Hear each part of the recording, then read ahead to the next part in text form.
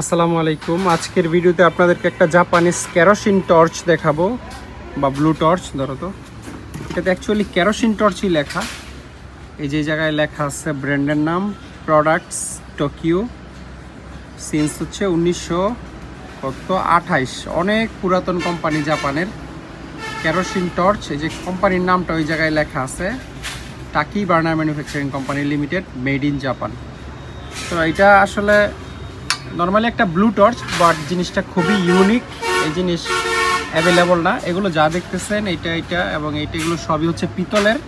শুধুমাত্র এইটা এবং এই কাভারটা মনে হয় লোহার, কারণ এটা পিতল দিলে কালো হয়ে যাবে কিছু একটা, এই জন্য এটা অলওয়েজ লোহারই থাকে, বডিটা পিতলের থাকে। খুব সুন্দর পাম্প হয়, আমরা করলাম, পরীক্ষা করলাম। আর এটার এই প্লাস্টিকের এখানে আসলে টোকিও লেখা আছে, ব্র্যান্ডের নাম লেখা আছে। আমরা একটা হাওয়া দিয়েছিলাম, কাজ করে, টাইট দিয়ে দাও। তো খুবই ইউনিক এবং আনইউজড একটা জিনিস। যাদের লাগবে তারা একটু স্ক্রিনে দেওয়া নাম্বারে যোগাযোগ করে এটার প্রাইসের ব্যাপারে ধারণা নিতে পারবেন।